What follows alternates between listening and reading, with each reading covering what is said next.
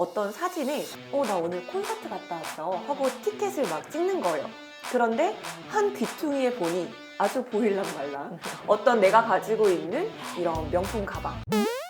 안녕하세요. 어센트 코리아 마케팅팀의 한초로 이소연입니다. 네. 오늘은 어떤 이야기를 나눌 예정인가요?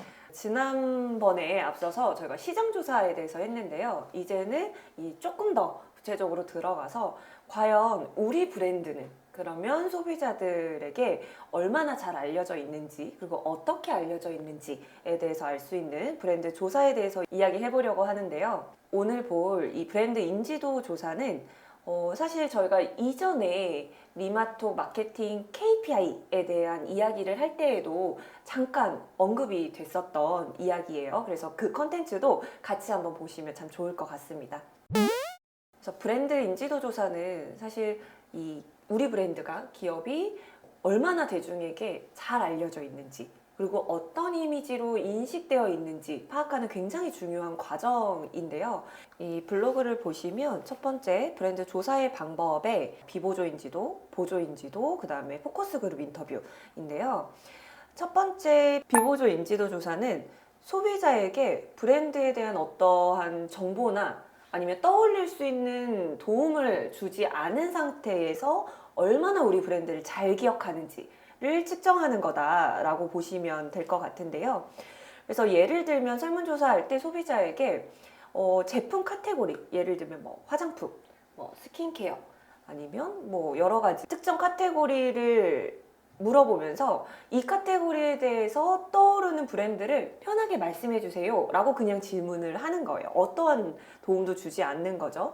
그러면 이때 고객이 화장품? 했을 때 떠오르는 브랜드들을 하나씩 말씀을 하게 될 텐데요. 이제 이런 언급된 브랜드의 빈도들, 아니면 어떤 브랜드를 먼저 언급했는지 이 순서들을 보면서 이 시장에서 이 브랜드에 대한 인지도가 어떠한지 평가를 하고 그 다음에 보고서를 반영을 하게 되는 거죠. 그래서 우리 브랜드와 그 다음에 경쟁사 브랜드가 이런 식으로 고객들에게 인지가 되어 있다라는 것을 확인할 수 있는 조사가 바로 비보조 인지도 조사라고 볼 수 있습니다.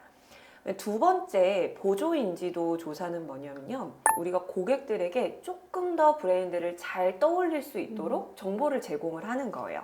그래서 어떤 특정 브랜드 목록들을 제시를 하고 이거를 인식하고 있는지에 대한 여부를 물어보는 거죠. 그래서 예를 들면 화장품 브랜드의 목록을 몇 가지를 준비를 하고 고객들이 생각했을 때 가장 강력하다라고 생각하는 브랜드 순위를 만들어 보게 하는 겁니다. 그래서 보조 인지도 조사는 이걸 진행하는 모더레이터가 없더라도 온라인으로도 충분히 가능한 조사다라고 보시면 될 것 같고요. 이걸 알게 되면 우리 브랜드가 경쟁사 브랜드에 대비했을 때 몇 번째 순위에 위치하는지, 그리고 이 빈도는 어떤지 확인하면서 우리 전체 산업에서 어떠한 포지셔닝을 좀 확인할 수 있다라고 보시면 될 것 같습니다. 네, 다음으로는 포커스 그룹 인터뷰인데요. 이 인터뷰를 통해서는 이 고객의 생각과 감정을 더 깊이 이해를 할 수 있습니다. 그래서 이 브랜드 인지도 조사 중에 하나로서 일반 소비자 중에서 다양한 배경을 가진 소수의 고객을 선정을 하고요. 그래서 이 고객은 우리가 타겟하는 고객이 될 수도 있고 또 불특정 다수를 선정을 할 수도 있습니다. 그래서 사실 이 고객을 선정하는 만큼이나 이 포커스 그룹 인터뷰에서는 이 인터뷰를 진행을 할 모더레이터의 선정도 굉장히 중요합니다. 솔직한 이야기를 해야 되기 때문이죠. 맞아요. 네. 그래서 이 인터뷰를 통해서 브랜드에 대해서 어떻게 인식을 하고 있는지, 이 브랜드를 써본 적이 있는지, 그 사용을 했을 때는 어떤 경험을 느꼈는지, 이런 다양한 항목들에 대해서 서로 토론을 진행을 하게 되고요. 그래서 모더레이터의 주도 하에서 각 브랜드에 대해서 이제 심상을 유도하고 그 토론을 한 것을 바탕으로 데이터를 내는 것이 바로 이 포커스 그룹 인터뷰입니다. 저는 사실 이전에 이 마지막 포커스 그룹 인터뷰를 진행해 본 적이 있거든요. 네. 그러니까 저희 브랜드에서 어떤 새로운 제품이 나왔고, 그 다음에 이미 이 제품 카테고리에 대한 경쟁사가 또 있었어요. 굉장히 이 경쟁이 치열했었거든요. 그러다 보니까 저희가 우리 브랜드, 그 다음에 경쟁사 브랜드 제품을 모두 사용해 보신, 그리고 여기에 굉장히 진심이신 이 고관여 고객들을 이제 선정을 해주셨고, 실제로 이 포커스 그룹 인터뷰할 때 방법은 굉장히 다양하겠지만, 우리 왜 TV에서 봤던 이 공간에서 실제로 이 인터뷰나 뭔가 테스트해보고 뭔가 인터뷰를 모더레이터 주도 안에 하고 있는데, 저희 브랜드에서는 이 공간을 볼 수 있는 이 바깥쪽에서 관찰을 하고 있거든요. 그러니까 고객들은 그냥 거울처럼 보이지만 저희는 이게 뭐 범죄사 수사 같은 때 보면 밖에서 이렇게 지켜보고 있잖아요. 정말 고객의 실제 리얼한 이런 테스트 상황을 관찰을 하고 거기에 대해서 굉장히 많은 고객 언어를 발견을 해서 그 다음에 이걸 기반으로 제품을 어떻게 더 개선하지? 어떤 부분에 고객들이 좀 불편함을 가지고 계시지? 만족하고 계시지라는 걸 정말 필터 없이 굉장히 들어서 도움이 많이 됐던 그런 경험이 있거든요. 그래서 이 부분도 굉장히 고객에 대한 이해를 하는데 중요한 또 그리고 굉장히 좀 흥미로웠던 그런 것 같습니다. 이렇게 다양한 브랜드 조사 방법이 있는데요. 이 두 번째, 이 브랜드 관리를 위한 조사 방법과 인덱스라는 블로그를 통해서 조금 더 구체적으로 좀 보려고 해요. 이 블로그를 보시면 이 브랜드 관리를 하기 위해서 반드시 봐야 하는 이 카테고리가 있는데 크게 세 가지로 구분을 해볼 수가 있습니다. 첫 번째는 조금 전에 말했던 브랜드 인지가 있고요. 두 번째는 브랜드 태도. 브랜드 태도는 그 인지와 조금 달라요. 그러니까 브랜드에 대한 어떤 고객들의 태도인데요. 얼마만큼 호감을 가지고 있는지, 이 브랜드를 신뢰를 하는지, 그리고 구매 의향은 얼마나 가지고 있는지에 대한 이 태도를 또 관찰하는 게 있고요. 또 세 번째는 브랜드 행동입니다. 조금 더 고객들이 적극적으로 브랜드에 관여를 하는 거죠. 그래서 특정 이 브랜드에 대해서 어떤 행동을 하셨는지, 아니면 구매를 했는지, 방문을 했는지 이런 행동을 한 것과 언제 그 행동을 했는지 이런 부분들을 조금 더 측정하는 이 브랜드 행동까지 해서 이 세 가지로 브랜드 관리를 할 수 있다라고 보시면 될 것 같아요. 네. 갑자기 그 브랜드 관리 실패한 사례를 말해도 되나요? 뭐가 있나요? 생각나는 게 있나요? 네, 제가 얼마 전에 한 기사를 읽었는데요. 한 바디케어사인데 바디케어 제품이 굉장히 이제 환경과 동물 실험을 반대하는 그런 케어 제품으로 이제 한동안 굉장히 핫했던 그런 브랜드였어요. 근데 이 그 브랜드가 이제 모사에 인수가 되면서 그런 본질의 가치를 굉장히 잃게 된 거죠. 그래서 처음에 에 인수가 되고 아시다시피 거의 몇십 년 동안 동물 실험을 통해서 제품을 그쵸. 개발했던 맞아요. 회사잖아요. 그 인수가 된 이후에 본질을 잃게 되면서 이 브랜드 태도가 또 고객들은 굉장히 감소가 되었다고 하더라고요. 사실 굉장히 한순간인 것 같아요. 브랜드 관리를 그 처음 본질에 대한 걸 정반대로 하는 건 정말 짧은 시간 안에 바뀔 수 있거든요. 저도 그 기사 좀 찾아봐야겠네요. 네, 보내드릴게요. 네. 네, 그래서 그만큼 이 브랜드 인덱스를 지속적으로 이제 관리하고 측정을 하는 것이 중요합니다. 네. 그래서 단기적으로 조사하는 것도 좋지만 계속해서 이 수치를 파악을 하고 관리를 할 때 더욱 큰 힘을 발휘하겠죠. 단기적으로 특정 기간에 잠깐 하는 게 아니라 꾸준히 정말 1년, 2년 이런 식으로 꾸준하게 조사를 해서 실제 이런 브랜드에 대한 고객들의 인지나 태도나 행동이 어떤 변화의 흐름으로 가고 있는지 관찰하는 것이 굉장히 중요하다라고 볼 수 있습니다. 네, 그러면 저희 앞서 좀 언급한 이런 설문조사나 인터뷰 외에도 데이터를 활용한 브랜드 조사도 가능할까요? 그럼요. 요즘에는 정말 다양한 데이터들을 활용해서 보고 있는데요. 가장 많이 좀 생각하실 수 있는 두 가지라면 뭐가 있을까요? 소셜 데이터가 있겠죠? 맞아요. 익숙하니까요. 네. 아니, 저희 검색 데이터가 먼저 나와야죠. 검색 데이터. 네. 소셜 데이터와 네. 검색 데이터를 활용해서도 이 브랜드 조사가 가능한데요. 물론 데이터의 특성마다 이 다른 점들이 있을 거예요.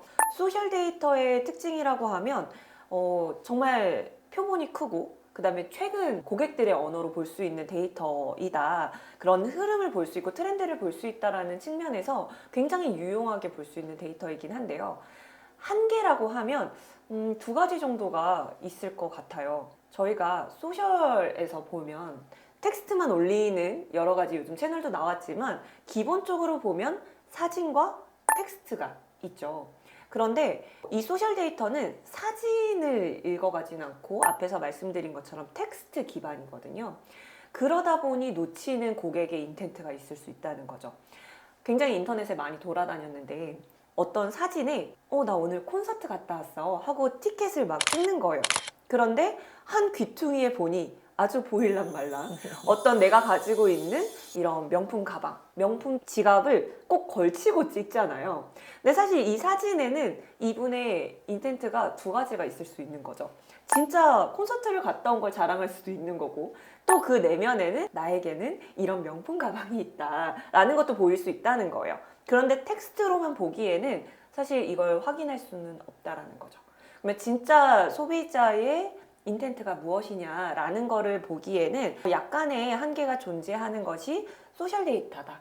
다만 최신의 유행을 파악하는 데는 굉장히 유용하다라고 말할 수 있을 것 같습니다. 그 외에는 이제 검색 데이터를 활용을 해서 브랜드 조사를 할 수 있습니다.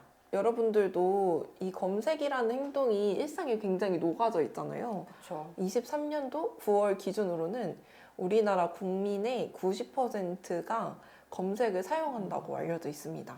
그래서 이러한 특성 때문에 이 고객의 구매 의도나 소비자의 구매 의향과 같은 가장 많은 관련을 가지고 있는 데이터로도 이 검색 데이터가 알려져 있죠.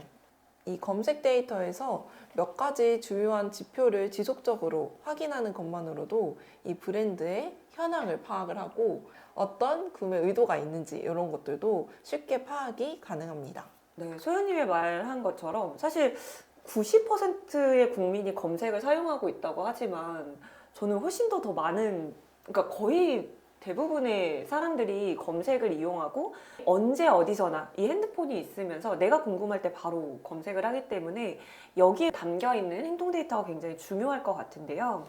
이 검색 데이터를 볼 수 있는 제공하는 툴들은 굉장히 여러 가지가 있습니다. 그런데 그 중에서 저희는 이제 리스닝 마인드로 볼 수 있는 지표를 조금 말씀을 드리려고 해요. 네, 대부분의 마케터 분들이 검색 데이터를 본다라고 하면 제일 먼저 볼 수 있는 건 검색량일 거예요. 그러면 검색량을 통해서 우리가 볼 수 있는 건 무엇이 있을까요?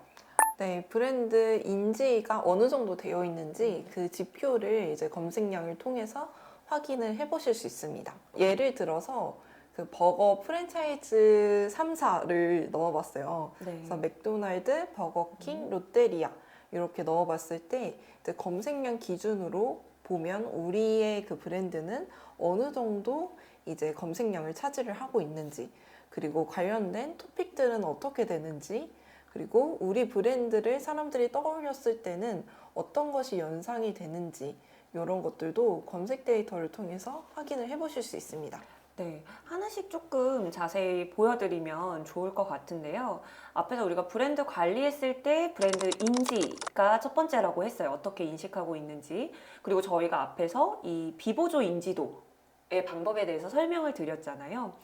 이 검색량은 소비자들이 브랜드를 이미 인지하고 그 브랜드 명을 검색한 거기 때문에 비보조 인지도하고 좀 유사한 개념이다 이렇게 생각하시면 될 것 같아요. 그런데 여기서 조금 전에 말씀하셨던 맥도날드, 버거킹, 롯데리아 이렇게 3사를 검색을 해봤을 때 지금 보시면 맥도날드가 월 평균, 최근 3개월의 월 평균 검색량 기준으로만 본다라고 하면 한 89만, 그 다음에 버거킹이 61만, 롯데리아가 56만 정도로 해서 사람들에게는 이 세 가지 브랜드에서는 맥도날드를 가장 많이 인지하고 검색하고 있구나라는 거를 좀 알 수가 있겠죠. 그리고 두 번째는 말씀하셨던 이제 토픽을 알 수 있다라는 건데, 토픽을 볼 때 이 브랜드와 연관해서 검색하는 걸 기반으로 이제 저희가 토픽을 그룹핑을 하게 되는데요. 사실 이 브랜드하고 연관된 토픽이 다양하다는 거는 그만큼 이 브랜드에 대한 궁금증이 되게 많다라는 거겠죠. 그리고 굉장히 재미있게도 똑같은 패스트푸드이지만 이 3사에 대해서 사람들이 궁금해하는 토픽의 종류도 다르고요. 어떤 토픽을 가장 많이 궁금해하는지도 달라요. 그걸 알면 아, 우리 브랜드는 고객에게 이런 걸로 인지되어 있구나라는 것도 알 수가 있겠죠. 맥도날드는 어떤가요? 맥도날드는 크게 시간, 그러니까 여러분들도 이제 맥모닝이랑 그쵸. 맥런치 많이 드시잖아요. 맞아요. 그래서 그런 시간과 관련된 토픽들을 많이 궁금해하고 네. 그다음에 맥도날드 광고가 또 음. 굉장히 신박하죠. 네네. 또 그 카운터 앞에 가서 노래를 부르면 맞아요. 네, 빅맥을 맞아요. 주기도 하고 네. 그러니까 이런 광고 관련한 것들, 그다음에 이벤트 관련한 뭐 윷놀이 이런 것도 관련 토픽으로도 떠오르네요. 네. 또 다른 브랜드도 어떻게 좀 되어 있는지 한번 보여주시면 좋을 것 같아요. 네, 버거킹 같은 경우에는 토픽 개수가 16,000개 정도 되고 그다음에 버거킹은 또 월마다 하는 행사들이 많잖아요. 네. 그래서 그런 행사들이 뭐가 있고 어떤 메뉴가 있는지 이런 것도 많이 궁금해하네요. 네네. 그리고 다음으로 롯데리아 같은 경우에는 저도 그런데요. 롯데리아 딱 하면 착한 버거, 가격이 다른 버거에 비해서 굉장히 또 저렴하고 네. 이제 또 메뉴도 다양하지만 네. 그래서 이런 것들이 또 검색 데이터를 통해서도 보여지고 있습니다. 네. 그래서 사실 마케터들은 우리 브랜드를 얼마만큼 검색해? 라는 검색량도 중요하지만 동시에 어떻게 검색해도 굉장히 주의 깊게 보시는 게 좋을 것 같아요. 거기에 연결해서 연관 검색어를 조금 더 확장해서 보실 수 있는 게 저희 리스닝 마인드의 클러스터 파인더에서 보는 건데요. 여기서 잠깐 설명을 드리면 여기서 보여드릴 이 그래프는 예를 들면 여기에 수능 선물을 예시로 들었네요. 그러면 수능 선물을 검색하기 이전에 어떻게 하다 수능 선물까지 왔는지, 그 다음에 수능 선물을 검색한 이후에 어떤 것들인지를 우리가 모두 본다라고 하면 어쨌든 수능 선물과 연관돼서 사람들이 같이 떠올렸기 때문에 검색하는 키워드들일 거잖아요. 그래서 이거를 최대 2단계 전후로 혹은 내지는 많게는 3단계까지 연결되어 있는 10,000개의 그 빅데이터를 저희가 가져와서 같은 의도를 가지고 있는 것끼리 저희가 클러스터를 해놓은 거라고 보시면 될 것 같아요. 예를 들어서 앞에서 언급했던 우리가 브랜드들을 대표하는 뭐 패스트푸드 아니면 햄버거라는 걸 검색을 했는데 이 햄버거와 연결되어 있는 앞뒤에 10,000개 키워드를 봤을 때 우리 브랜드, 뭐 예를 들면 뭐 맥도날드에 관련된 토픽이 얼마만큼 있고 점유율이 얼마큼 됐는지들을 본다던가 아니면 그 안에 브랜드 말고도 혹시 관심이 있어 하는 사람들이 검색하는 우리가 놓치고 있는 것들이 무엇인가를 보게 된다라고 하면 이 또한 또 이 브랜드에 대한 태도를 볼 수가 있겠죠. 그래서 여기 예시로 들어와 있는 거는 지금 수능 선물이라는 이 논브랜드 키워드에 대한 연관 검색어 분석이라고 볼 수 있습니다. 이거 한번 또 설명해 줘 보실까요? 네, 수능 선물을 이제 클러스터 파인더로 확인을 해봤을 때 굉장히 흥미롭게도 파리바게트 수능 선물, 그 다음에 스타벅스에서는 어떤 수능 선물이 있는지 또 네. 초콜릿을 많이 구매하니까 또 관련돼서 고디바 초콜릿 이런 토픽들이 함께 뜨고 있습니다. 그래서 실제로 고객들이 수능 선물을 떠올렸을 때 뭐 스타벅스라든지 파리바게트, 고디바 이런 브랜드들이 함께 떠오르고 있고 이런 브랜드 태도를 확인할 수 있는 것도 굉장히 또 유용한 방법이 되겠죠. 네, 그래서 이제는 검색 데이터를 보실 때 검색량만 본다. 뭐 이렇지 마시고 검색량, 연관 키워드, 그 다음에 키워드 그 검색 여정, 키워드 간의 고객들의 검색 여정, 그 다음에 이 키워드 간의 검색 키워드 간의 연결성 이런 부분들을 보면서 조금 더 심도 있게 정말 우리 고객이 무엇을 원하는지를 볼 수가 있고요. 소연님 말씀해 주신 것처럼 검색 결과 페이지까지 우리가 함께 분석한다라고 하면 훨씬 더 고객의 의도에 맞는 이런 마케팅 전략도 세워볼 수 있을 것 같습니다. 네, 그래서 오늘은 이렇게 2가지 블로그 글을 통해서 브랜드 조사를 할 때는 어떤 방법이 있는지 그리고 또 데이터를 활용한 이런 브랜드 조사 방법도 함께 살펴봤습니다. 네. 음. 그래서 말씀드린 것처럼 각 데이터에는 이 장점과 단점이 있어요. 그래서 어떤 이 조사만으로 하나의 특정 조사만 해서 우리 고객이나 시장 조사를 할 수 있다라는 것보단 굉장히 다각도로 우리 고객들을 확인을 할 때 더 다양한 우리 브랜드에서 가져갈 수 있는 인사이트를 얻을 수 있다라는 점 꼭 확인해 주시고요. 지금 깨알같이 한번 광고 잠깐 해도 될까요? 네. 저희가 이렇게 말씀을 드렸는데 그래서 우리는 비용이 없고 회사에서 또 시간을 들여서 고객이 이 데이터와 고객 인사이트를 보기가 힘들어요. 고민을 하실 수 있잖아요.